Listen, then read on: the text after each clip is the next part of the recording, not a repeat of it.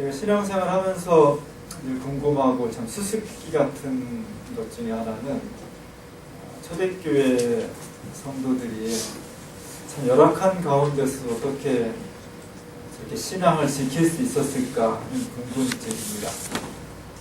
사실 우리는 지금 종교의 자유, 민주주의 사회 이런 것 때문에 신앙생활하는 것을 통해서 뭔가 어려움을 당하거나 핍박을 받지는 않습니다. 어려움을 당해봤자 집안 식구들의 작은 방해 또는 예수 믿는다고 구속까지 시킬 수 있겠습니까?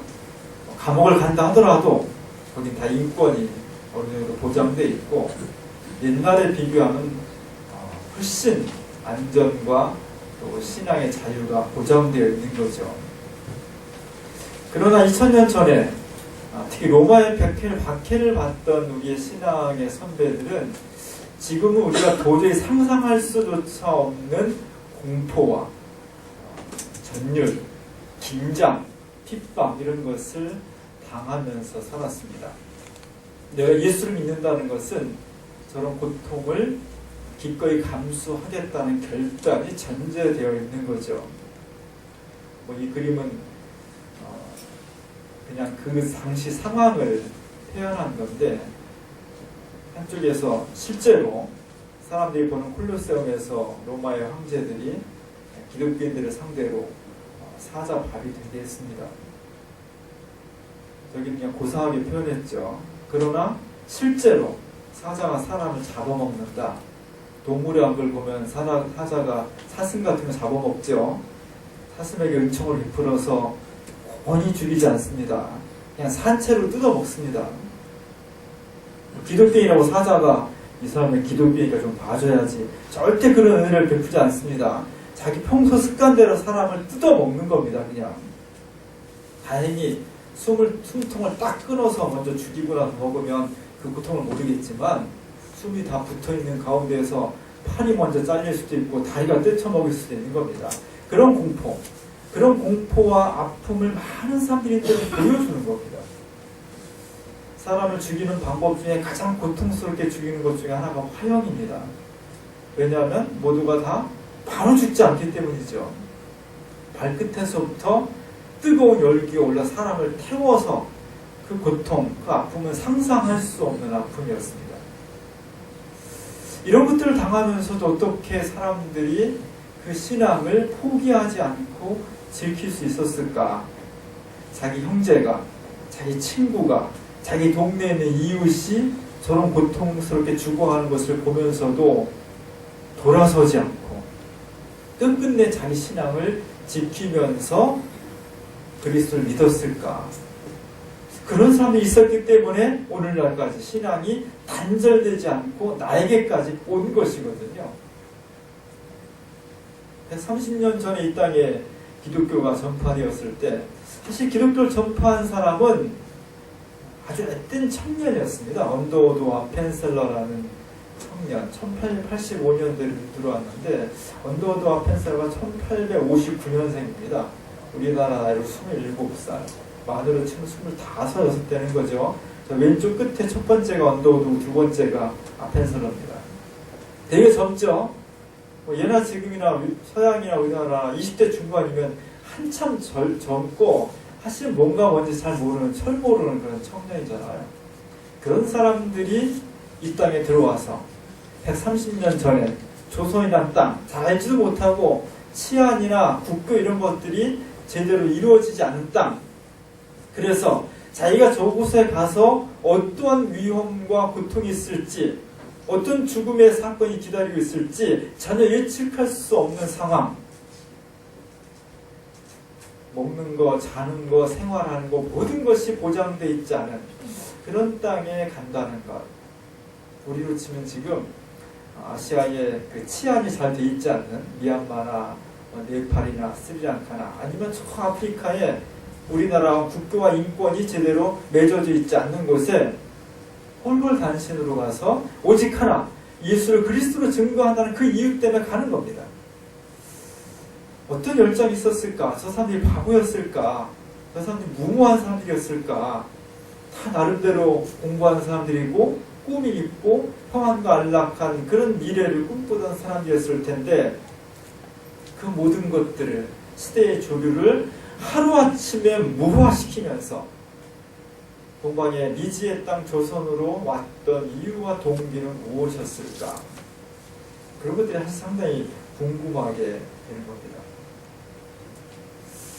2000년 역사를 가만히 들여다보면 분명한 것은 신앙의 역동성, 정말 예수를 믿는 그 신앙이 우리 인생과 역사에서 수많은 중요한 것들이 있지만 그 중에 하나가 예수를 믿는 것이 아니라 그 모든 것의 근거이고 그 모든 것을 한 번에 상대화시켜버릴 수 있는 힘, 가치, 이런 것들이 초대교회에는 굉장히 일반적으로 있었는데 시간이 지날수록 지금 그런 것들이 아주 현저하게 약화되고 있다.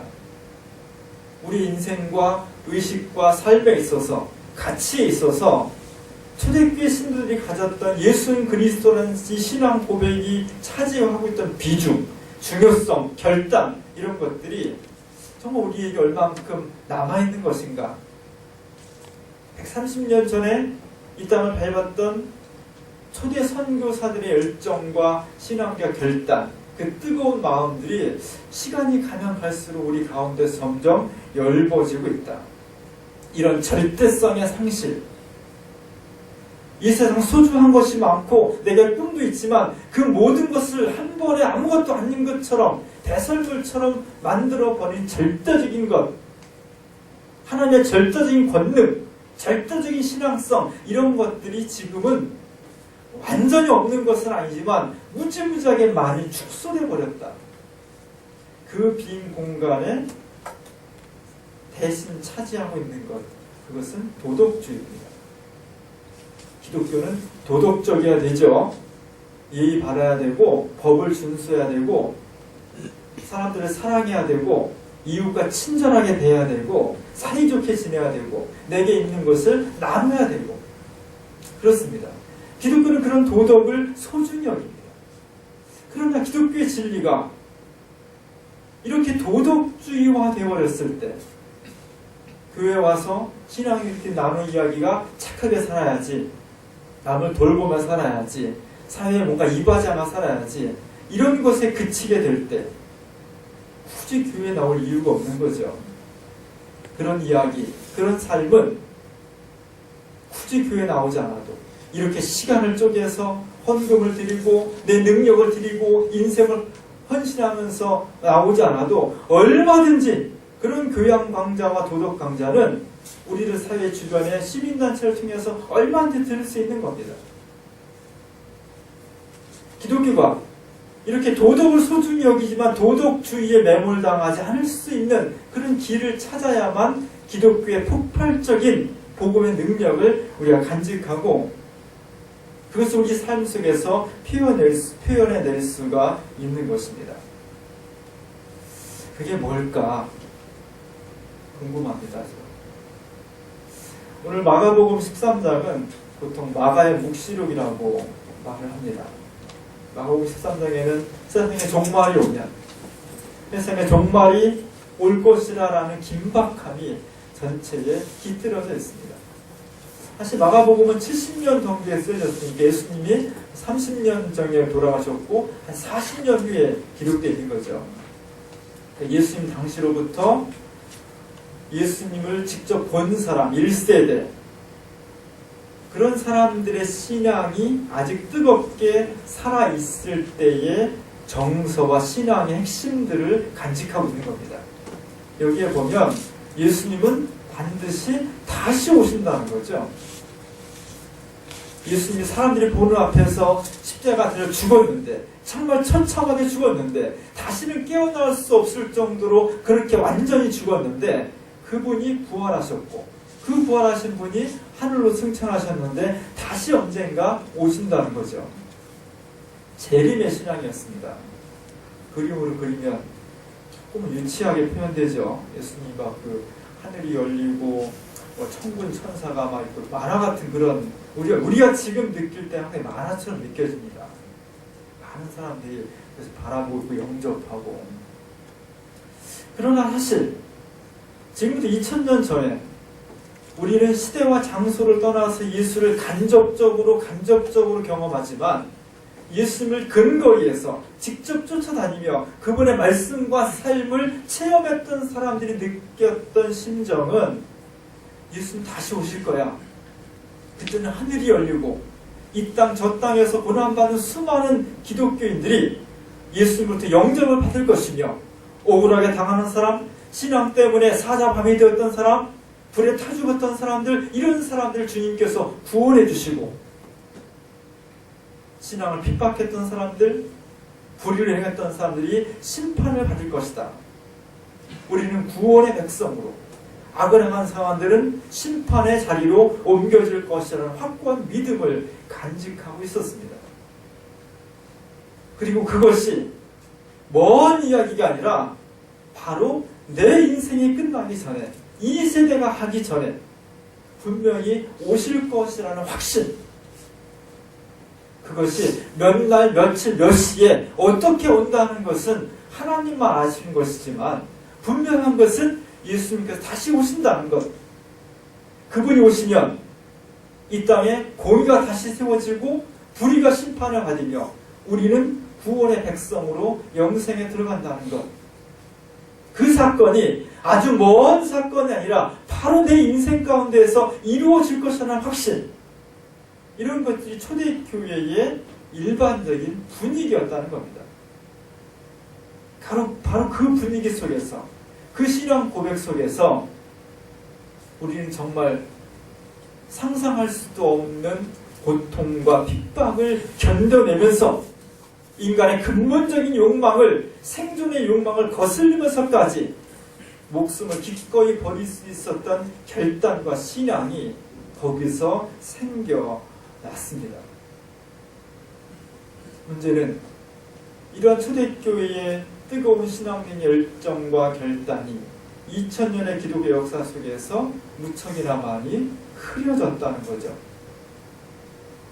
사실 중세 서양 교회만 하더라도 복음을 전하고자 하는 수많은 선교사들이 땅끝까지로 복음을 전했고 그 과정에서 수많은 고난과 순교를 당했습니다. 우리라도 물론 마찬가지고요. 우리가 정말 그런 신앙의 전통들을 어떻게 잃어버리지 않고 계승해 나갈 수 있을지, 어떻게 그것이 2000년 전에 단순히 마가복음에 기록된 옛날 이야기가 아니라 오늘 내 신앙에서 일어나는 현재의 사건, 오늘 내 인생과 역사 속에서 다시 증언되고 되풀이될 수 있는 사건으로 만들어갈 수 있냐 하는 것이 오늘 우리의 사명이고 고민입니다. 사실 잘 안 되죠.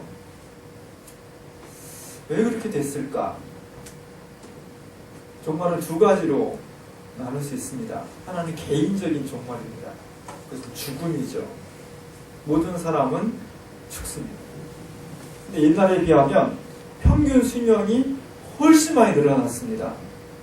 옛날에 우리 아버님 시대만 하더라도 환갑잔치를 권하게 했잖아요. 시골에 가면 막 배기 잡고 사람들 다 불러모아가지고 한 3, 4일 동안 잔치하면 눈치 빠른 그 동네 아저씨들은 그냥 하루 세 끼를 다 와서 해결합니다.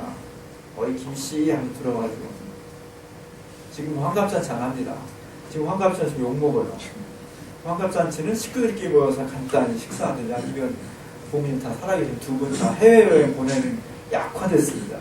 돈이 없어서가 아니라 그만큼 평균 수명이 길어져가지고 60세 돼서 뭐 내가 오래 살았으니까 언제 죽을지 모르고 잔치한다는 것은 그 위에 수많은 그 노인분들이 보면 참 젊은 것이 이런 얘기 듣기 때문에 안 하는 거죠. 그래서 요즘은 조금만 지나면 뭐 80 정도는 그냥 가볍게 사시고 방심하면 100세 산다고 그런 얘기를 하는 겁니다. 그래서 정말 우리 주변에 보면은 90세 되신 분들 굉장히 많아요. 앞으로 평균 수명이 계속 늘어날 겁니다. 왜냐하면 인간의 기본적인 욕구는 오래 살고 싶은, 생명을 연장하고 싶은 것이 본원적인 욕구이고 그것을 과학기술이 뒷받침해주고 있기 때문입니다. 그래서 죽는다는 것에 대해서 별로 심각하게 진지하게 고민하지 않습니다. 이 세상은 죽음같이 어둡고 두렵고 재미없는 이런 것을 생각할 겨를이 없어요. 너무나 재밌는 게 많고 쾌락적인 게 많고 신나는 게 많기 때문에. 그리고 마치 내가 내 죽음이 가까이 와 있다는 생각을 잘 안 하기 때문에 사람들이 죽음을 진지하게 고민하지 않습니다. 옛날 사람들도 그랬습니다. 지금처럼 그렇게 현란한 쾌락은 아니었지만 옛날에도 재밌는 게 많아서 사람들이 죽음을 잘 생각하지 않아요. 내 죽음을 진지하게 생각하지 않는 사람의 삶 속에 진지한 무게가 실리지 않습니다. 가벼워지고 천박해집니다. 내 인생 속에 영혼을 바라보며 사는 사람하고 그것 없이 하루하루를 그냥 살아가는 사람하고 삶의 모습이 똑같을 수가 없는 거죠. 그래서 많은 사람들이 교훈적인 그림을 그렸습니다.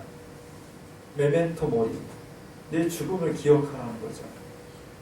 그냥 그림에서 이렇게 가끔 해구를 이렇게 막 그려놓은 정물화가 많이 있습니다. 그것은 지금 이렇게 멋있고 세련된 외모를 가진 사람도 반드시 그에게도 죽음이 찾아오고 그 죽은 사람의 모습은 저렇게 흉측한 해구일 수밖에 없다.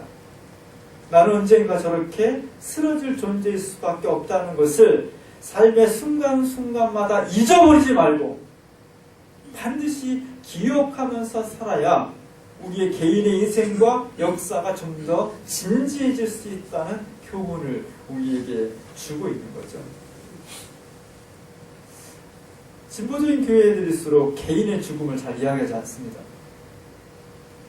왜냐하면 옛날에 우리는 예수 천당 이것이 너무나 그냥 입에 달고 다니는 옛날 우리 선조들의 신앙 고백이었고 그 예수 천당이 너무나 개별적이고 사회와 역사에 대해서 무책임한 신앙으로 흘렀기 때문에 예수 천당 뭐 예수 믿고 구원받 이런 얘기가 하여 쑥스러운 분위기가 있어요. 진보적인 교회. 그 대신 사회 문제, 정치 현실, 경제적인 구조, 사회 체제 뭐 이런 것들에게 많은 관심을 가지고 있습니다. 좋은 겁니다. 그럼 어쨌든 개인의 죽음은 약화되는 거죠. 보수적인 교회는 맨날 축복만 해요.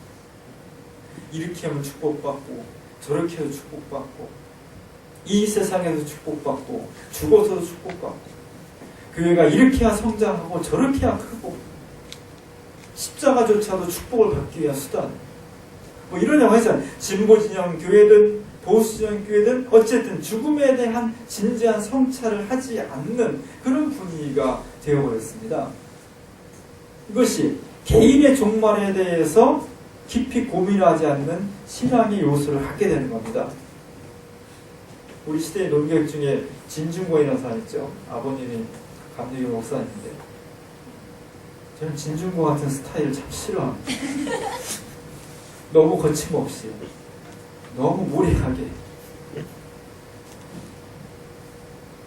별로 제가 안 좋아하는 스타일인데 그 사람이 춤추는 죽음이라는 책을 2권째를 썼어요. 죽음 앞에 인간이라는 아주 방대한 죽음에 대한 그 책을 우대하시고 다시 좀 정리해서 그림을 많이 넣은 책인데 저는 저 책을 보고 진중권을 새롭게 봤습니다. 오늘날 기독교가 2000년 동안 가져온 개인의 죽음에 대해서 예수 믿음을 천당가다라는 도식을 설명했는데 이제 똑똑해진 인간들, 계명화된 인간들, 이성화된 합리적 인간들이 더 이상 받아들이지 않는다는 거죠. 그래서 기독교의 복음이 무척이나 많이 흔들리고 있는데 기독교에서는 그에 대한 대안을 제시해주지 않고 있다. 빨리 대답을 해줘라. 그런 촉구입니다. 저는 그래서 동감합니다. 개인의 종말, 개인의 죽음에 대해서 기독교가 좀 더 진지하게 이 문제를 같이 고민하고 기도하고 해답을 줄 수 있어야 되는데 그렇지 못하고 있다는 거죠.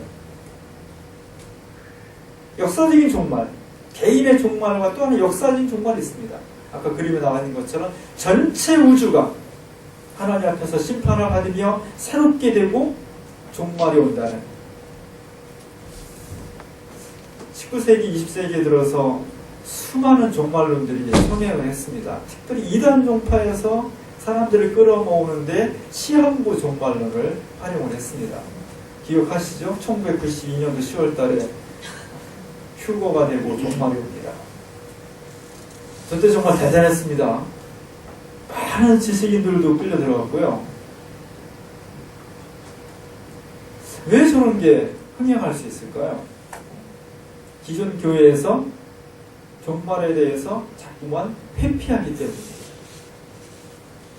종말이 가지고 있는 긴박성, 성서에서 말하고 있는 이런 뜨거운 열정, 이런 것들을 자꾸만 회피하기 때문에 그 틈새를 이단 종교인들이 뺏어 가는 거죠. 왜 그렇게 됐을까?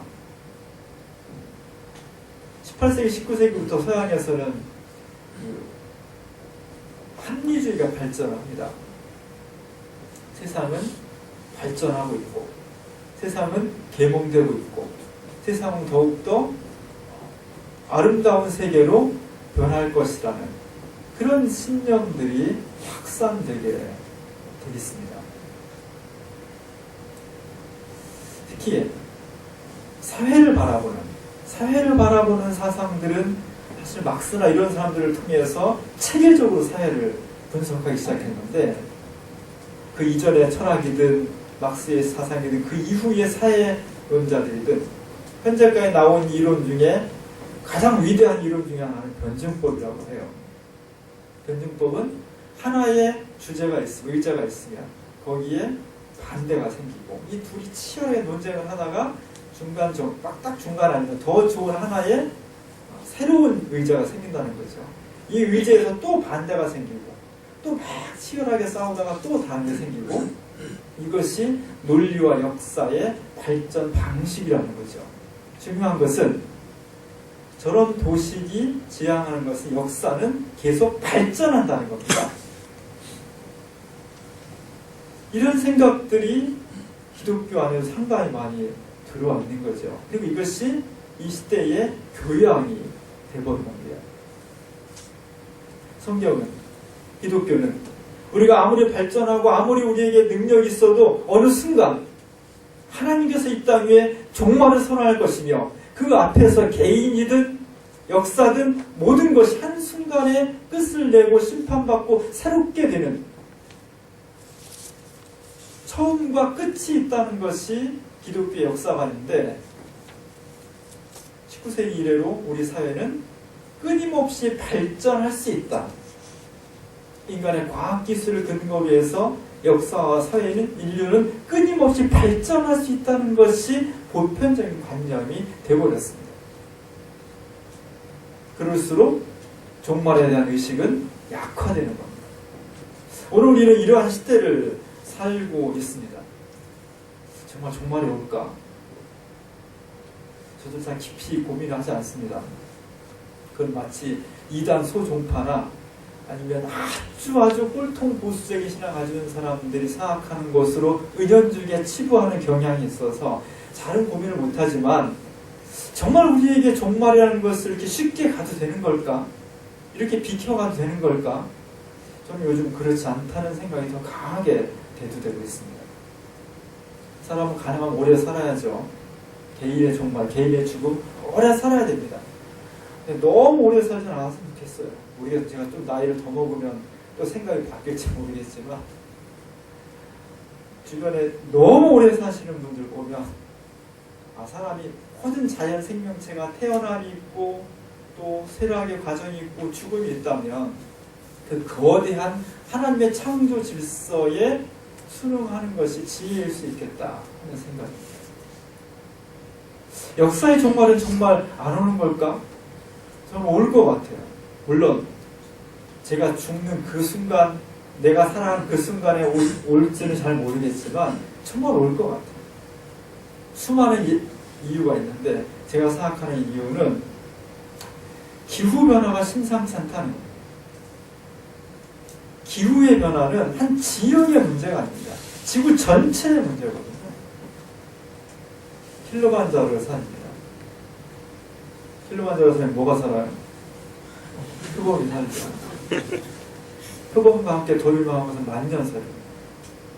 아프리카에서 언제 어디를 봐도 사시사철 저 꼭대기에 눈이 있는 것이 킬리만자로 산의 상징이었습니다.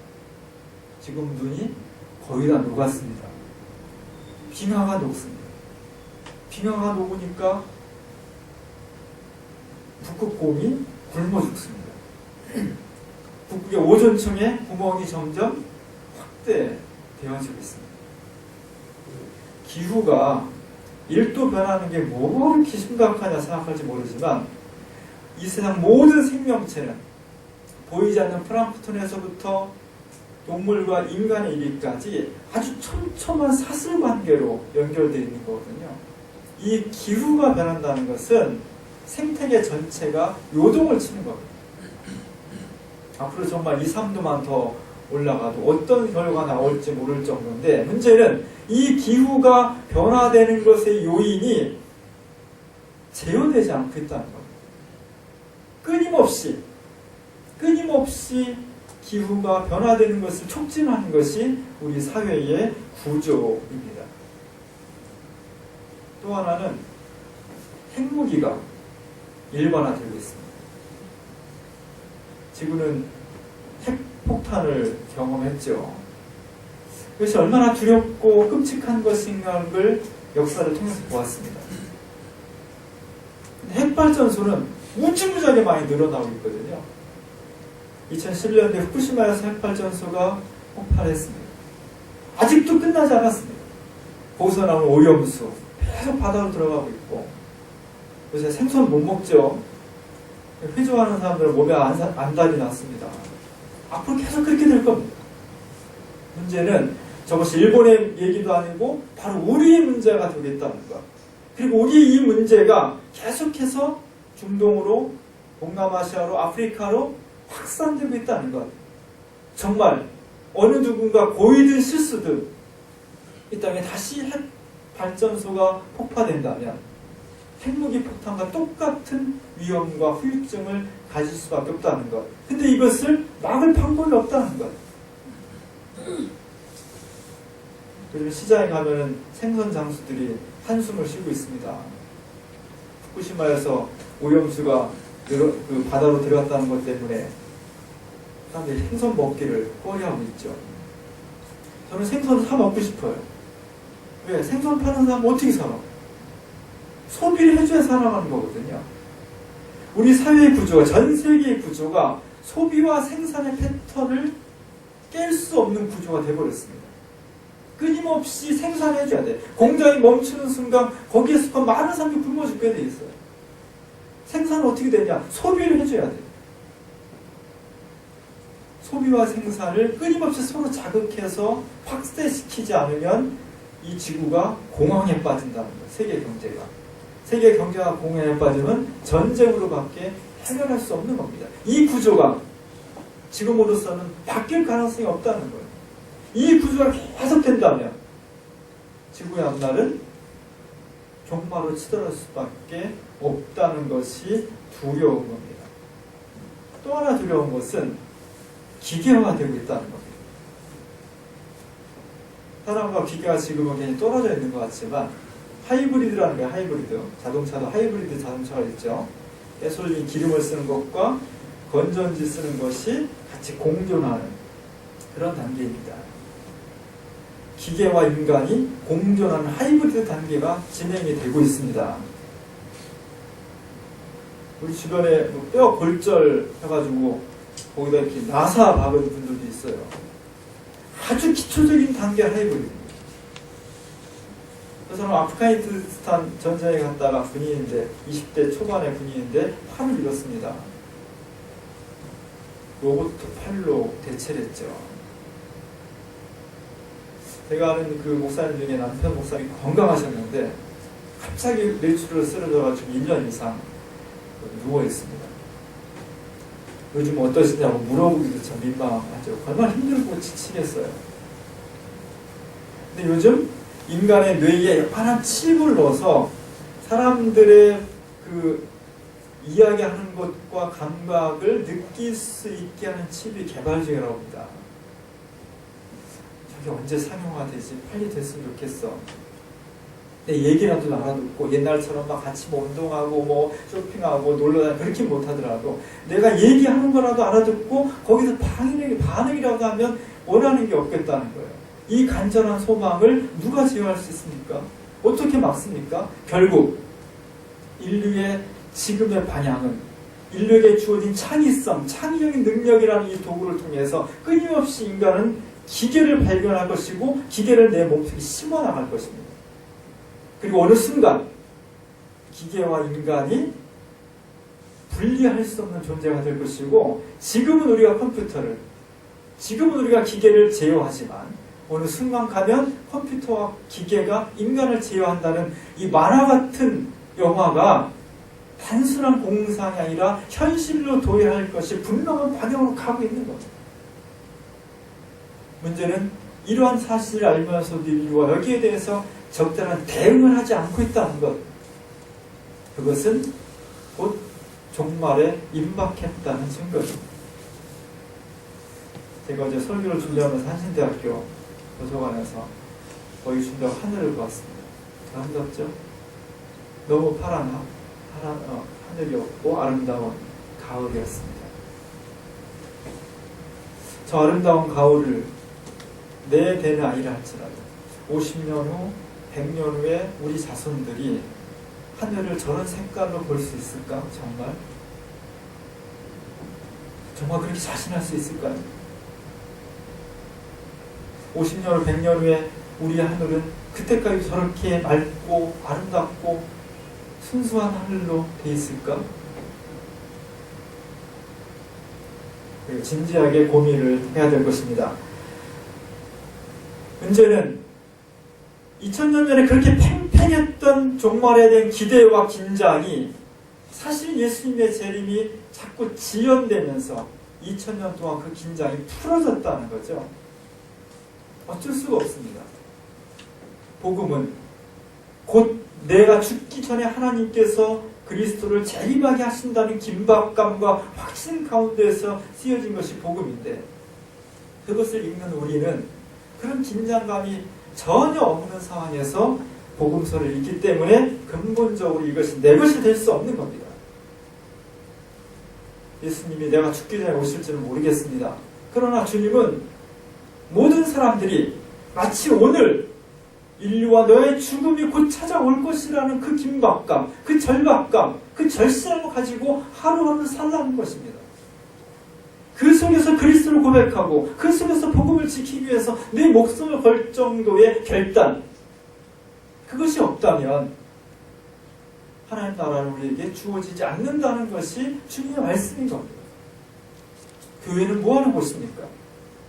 교회는 와서 친교하고 서로 찬양하고 위로하고 밥 먹고 공동체 이루고 좋습니다. 거기서 빠지지 말아야 할 공동체는 종말의 공동체입니다. 쉽지 않습니다. 혼자 세계가 다 그러면 그 사상을, 그 생각을 지켜나기가 어렵지 않은데 세상에 아무도 그렇지 않은 것 같아서 내가 그걸 지켜나가기 어려운 겁니다. 우리는 어쩌면 소수예요. 이 소수의 사람들이 모여서 나의 죽음을, 이 세상의 종말을 다시 확인하고 증언하고 고백하고 위로하고 다시 확신해 나가는 것, 그것이 교회의 존재 이유 중에 하나입니다. 오늘 우리는 그런 사명을 받은 겁니다. 세상에 많은 사람들이 내가 꼭 죽지 않을 것처럼 생각하고 살아가는 이 시대. 세상에 종말이 어딨어? 이렇게 발전하고 있는데 사상적으로, 기계적으로, 사회적으로 이렇게 조금씩이라도 발전하고 있는데 세상에 종말이 어딨어? 이것이 보편적인 관념이 되어버린 시대, 교양이 되어버린 시대. 그래서 개인의 종말과 역사의 종말을 말하는 것이 굉장히 멋쩍은 이 시대에 교회는 그럼에도 불구하고 오늘 예수님처럼 그리스도가 다시 오신다는 것을 확신하고 선언할 수 있는 교회예요. 오늘 창조절 첫 번째 주일입니다. 하나님의 창조는 그냥 있는 것이 아니라 이런 종말과 동시에 시작하는 것이 새로운 창조입니다. 하나님 주신 아름다운 세상을 정말로 새롭게 아름답게 간직하고 또 또 보존하고 주님 안에서 고백하기 위해서 우리 개인적으로 다가오는 죽음, 역사의 종말을 잊어버리지 않고 끊임없이 다시 고백하고 세상을 향해서 증언할 수 있는 종말의 공동체. 산디에고 작은교회가 이 성격을 다시 되새기고 또 다시 확립해 나갈 수 있는 그런 교회가 될 수 있기를 주님의 이름으로 간절히 축원합니다. 그대로 하나님, 우리 주님이 다시 이 땅에 오시겠다고 했습니다.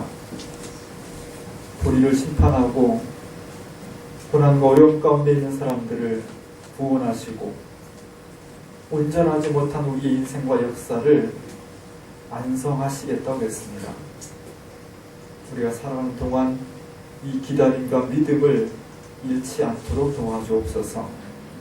세상에 아무리 종말이 어디 있어 이렇게 말한다 하더라도 우리는 그리스도의 음성을 확신하면서 교회 공동체를 통해 서로 인정하고 격려하고 확신의 이 말씀들을 선포해 나갈 수 있는 우리 산디에고 작은교회가 될 수 있도록 인도하여 주시옵소서. 예수님의 이름으로 간절히 기도합니다.